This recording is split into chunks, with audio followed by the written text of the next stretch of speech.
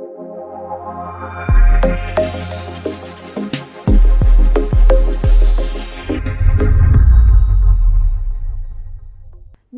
come to fragmentation.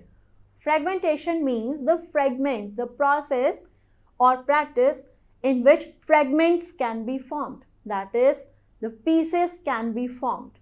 So this is a mode of reproduction, or this is a mode of asexual reproduction where the organism can be broken down into many pieces or fragments, and each fragments can be developed into a new organism. So fragmentation occurs in the multicellular organisms, but in not all the multicellular organisms fragmentation occurs.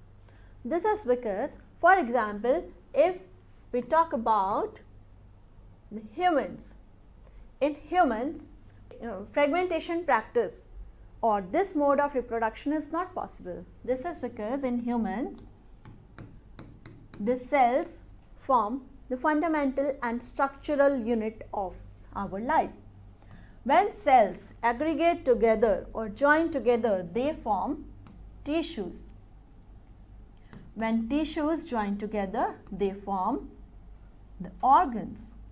And when organs function together, they form the organ system. And in many multicellular organisms, except some of the multicellular organisms in which fragmentation is possible.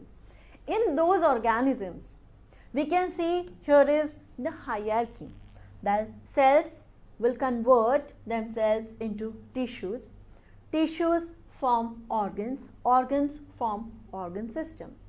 So there is a hierarchy. In this hierarchy, fragmentation is not possible because tissues can only be made when the cells become aggregated or they can be joined together. For example, there are 1 or 2 cells in our body. They form tissues. The very good example of tissues can be considered as the connective tissues.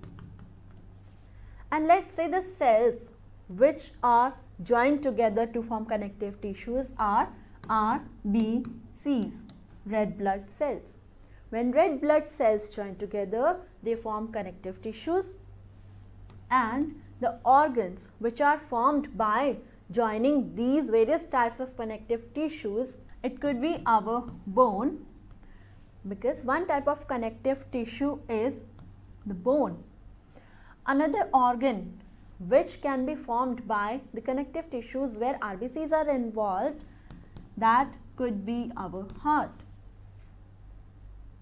And heart, along with many other arteries, veins, capillaries, function together to form the organ system known as circulatory or transportation system. So in each step, we can see the significant value. If any of this step is missing, the further process would not be happen. So fragmentation occurs in Spirogyra because of cell-to-cell division. Spirogyra breaks up into smaller pieces upon maturation, like this. This is the image in which fragmentation can easily be seen, and the nucleus is present here. Septum is this, the wall where the two walls are joining together, or basically these are the wall formed in the consecutive manner of a typical filament. So the fragmentation or breakdown of these fragments can result into 2 fragments, let's say. Then these 2 separate fragments can form, or they are capable, or they form the complete organism or complete new individual. That is, let's say this is the Spirogyra filament, and if this Spirogyra filament divides or fragmented into 2 pieces, both of these fragments will mature and form the complete new organism, that is complete new Spirogyra and complete new Spirogyra. So this is how the fragmentation is done in Spirogyra.